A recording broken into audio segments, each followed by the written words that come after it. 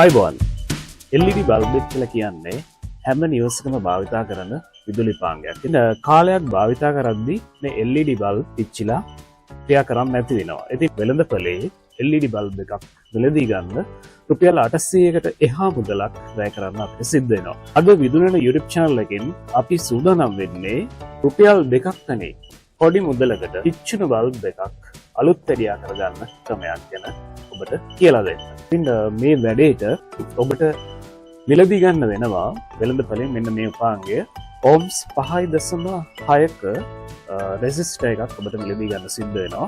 ඉතින් මේ රෙසිස්ටර් එකක් ඕනෑම ඉලෙක්ට්‍රොනික උපාංග වෙළඳසැලකින් මිලදී ගන්න පුළුවන්. රුපියල් 2ක් වගේ පොඩි මුදලකට මේක මිලදී ගන්න පුළුවන්.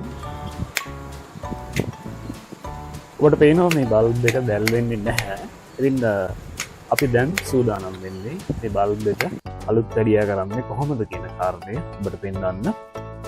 මුලින්ම මේ බල්බ් එක මෙන්න මේ විදිහට උඩ කොටස ගලවලා ඉවත් කරගන්න පුළුවන්.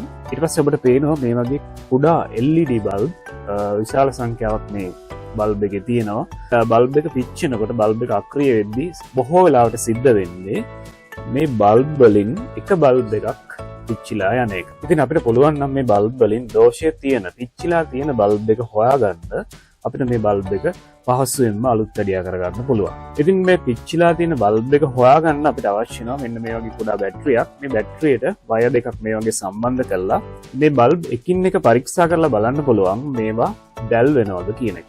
ඉතින් මෙන්න මෙහෙම බල්බ් එක අපිට පරීක්ෂා කරලා බලන්න පුළුවන් එකින් එක බල්බ් දැල් වෙනවද කියන එක. මේ විදිහට දිගටම පරීක්ෂා කරගෙන යන්න ඕනේ අපිට දෝෂයේ තියෙන බල්බ් එක හොයාගන්න.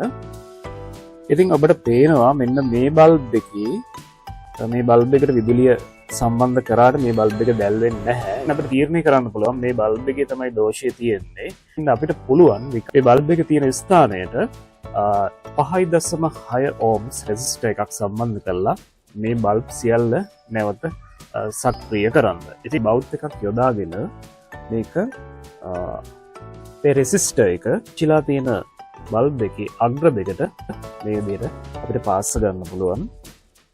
මේක කරද්දී අනික් බල්බ් වලට සම්බන්ධ වෙන්නේ නැතුව ඒ බල්බ් වල වදින්නේ නැතුව මේක පාස් ගන්න ඕනේ අපි. මෙන්න මේ විදිහට අපිට පුළුවන් රෙසිස්ටර් එක මේකට යොදාගෙන මේක අලුත් වැඩියා කරගන්න.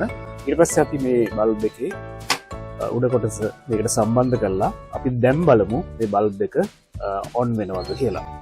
ඉතින් බල්බ් එක ඔන් වෙනවා. ඉතින් මේ ආකාරයට ඔබට පිච්චුණු ක්‍රියා කරන්නේ නැති LED බල්බ් එකක් පහසුවෙන් අලුත් වැඩියා කරගන්න පුළුවන්. ඔබ හිතනවා මේ වීඩියෝ එක ඔබට ගොඩක් ප්‍රයෝජනවත් වෙන්න ඇති කියලා. ඉතින් වීඩියෝ එක හොඳ නම් ලයික් කරලා ඔබේ අදහස කමෙන්ට් කරන්න. අපි නැවතත් මෙවැනි වීඩියෝ එකකින් හමු වෙමු. ඔබට සුබ දවසක්.